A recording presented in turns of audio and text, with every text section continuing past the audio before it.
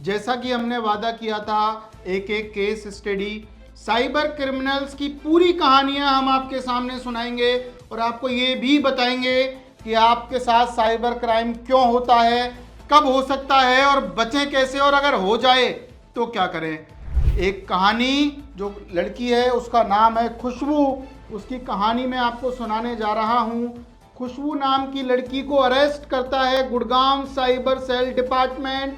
24 साल की ये लड़की एक ऐसा साइबर क्राइम गिरोह चलाती है जिसके बारे में आप सोच भी नहीं सकते। लाओस कंबोडिया में रहती है, चाइनीज इसके पार्टनर हैं।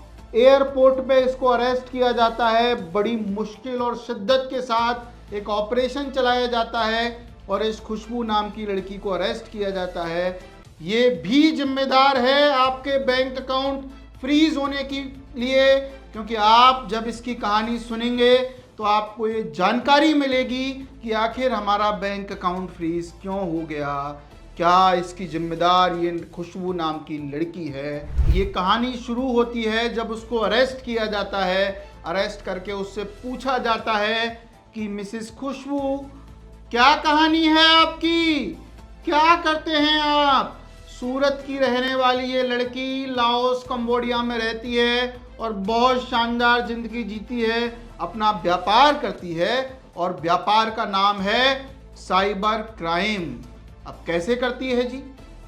एक लड़की, 24 साल की लड़की लाओस कंबोडिया पहुंच गई और उसके बाद एयरपोर्ट से फ्लाइटों में घूम रही है, सूट बूट पहनकर बहुत शानदार तरीके से बिजनेस वूमेन बन रही है। और उसके बाद पता लगता है आपके बैंक अकाउंटों के फ्रीज होने के पीछे क्या इसकी जिम्मेदारी।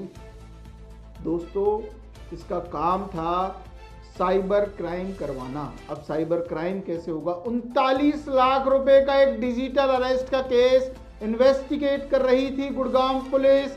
39 लाख के केस में पता लगता है कि ये पूरा पैसा सुरेंद्र नाम के एक व्यक्ति के अकाउंट में गया।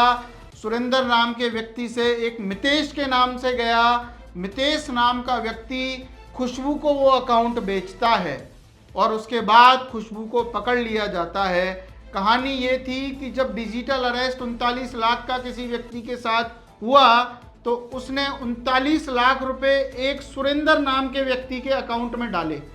सुरेंद्र नाम का व्यक्ति वो मनी म्यूल था जिसको पता भी नहीं था कि मेरे अकाउंट में 39 लाख रुपए कहाँ से आने वाले हैं, लेकिन उस 39 लाख रुपए के बदले उसको 5 लाख रुपए दिए गए। 5 लाख रुपए की गड्डियां कैश में दी गई कि मिस्टर सुरेंद्र, आप ये 5 लाख रुपए रखिए और जो 39 लाख रुपए आपके अकाउंट में आए हैं वो हमें दे दीजिए। सुरेंद्र 5 लाख रुपए के चक्कर में 39 लाख रुपए दे देता है। वो 39 लाख रुपए किसी और व्यक्ति को बेचे जाते हैं जिसका नाम मितेश होता है, जो खुशबू ही गैंग का मेंबर होता है। उसके बाद खुशबू को पकड़ लिया जाता है और पता लगता है ये अकाउंट्स गेमिंग और ट्रेडिंग में यूज होने वाले थे। मतलब आप समझे, 5 लाख रुपए का खर्चा हुआ सिर्फ, और 39 लाख रुपए, 40 लाख रुपए मिल गए। अब 35 लाख रुपए का फायदा तो तुरंत ही हो गया। अब इसका होगा क्या। इस 40 लाख रुपए से क्रिप्टो करेंसी खरीदी जाएगी और फंसेंगे वो लोग जो क्रिप्टो करेंसी बेच रहे हैं, क्योंकि प्रोफाइलिंग कर दी जाएगी। बहुत अच्छे ट्रेडर हैं ये। बाइनेंस, स्टैक, कॉइन डीसीएक्स जैसे एप्लीकेशन लेते क्या है, KYC document, KYC Aadhaar card, PAN card, bank account statement मिल गई जी उनको। ये थोड़ी ना पता है कौन उस वैलेट को चला रहा है। ये थोड़ी ना पता है जिस व्यक्ति के नाम से अकाउंट है बाइनेंस पे या किसी और एप्लीकेशन पे वही व्यक्ति है, क्योंकि ओटीपी वगैरह तो सब उन फ्रॉडस्टरों के मोबाइल पे आ रहे हैं। माइटी, गूगल मैसेज, बहुत सारे एप्लीकेशंस ऐसे हैं जिन पे ओटीपी को ट्रांसफर कर दिया जाता है। अब आप समझे कि हमारे बैंक अकाउंट फ्रीज क्यों हुए। ये खुशबू की स्टोरी सिर्फ इसीलिए बताई गई कि ये साइबर क्रिमिनल्स काम कैसे करते हैं। अब वो 39 लाख रुपए की ट्रेडिंग करेंगे ये लोग, गेमिंग करेंगे ये लोग। उन गेमिंग अकाउंट को एविएटर, तिरंगा जैसे एप्लीकेशंस को दे देंगे और उसके बाद जो लोग गेम में पैसा जीत रहे हैं या ट्रेडिंग कर रहे हैं उनके अकाउंट में 39 लाख फ्रॉड का पैसा आएगा। यानी लेयर 1 में तो कौन रहा, वो सुरेंद्र जिसने 5 लाख रुपए में अकाउंट बेचा। लेयर 2 में वो व्यक्ति रहेंगे जो गेमिंग करेगा या ट्रेडिंग करेगा, जो फ्रॉड एप्लीकेशंस पर गेमिंग ट्रेडिंग करेगा। सोचते होंगे ना आप लोग कि आखिर यार ट्रेडिंग करने पे बैंक अकाउंट फ्रीज क्यों हो जाएगा।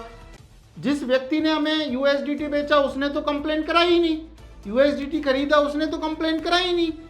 ये कौन आ गया जी सुरेंद्र, 39 लाख के एफआईआर में हमारा नाम कैसे आ गया जी?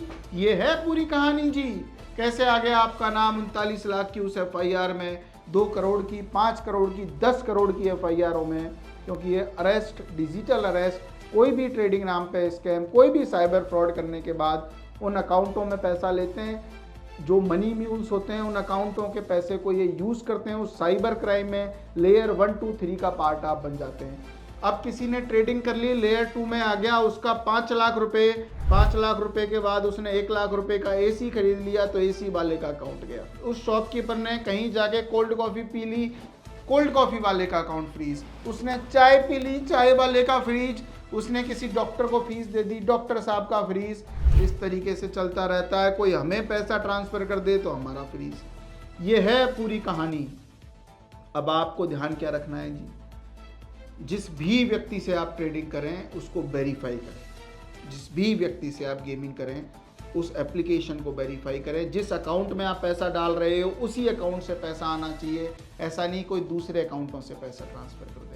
यह है पूरी कहानी, यह है पूरी केस स्टोरी, यह है पूरी केस स्टडी। अगर आपको ऐसी कहानियाँ पसंद हैं, अलग अलग तरीके की साइबर क्रिमिनल्स की कहानियाँ पसंद हैं, अपन के साथ कैसा साइबर क्राइम हो सकता है, तो आप इस वीडियो में कमेंट करके बता सकते हैं। क्योंकि ये कहानियाँ हम तभी आपको सुना पाएंगे जब आप इंटरेस्ट लेंगे, जब आपकी जानने की जिज्ञासा होगी, तो ही हमारा भी मन करेगा नहीं बहुत सारी जानकारियाँ इन कहानियों की, इन साइबर फ्रॉड्स की हम आपको ला के दें। तो आपके कमेंट्स की उम्मीद है, आपकी साथ की उम्मीद है, आपके प्यार प्रेम मोहब्बत की उम्मीद है। लाइक शेयर सब्सक्राइब करने से हमें बहुत अच्छा भी लगता है और हमें मोटिवेशन भी मिलता है कि आगे आने वाला कंटेंट आपके लिए लेके आएँ। Thank you so much. जय हिंद, जय भारत।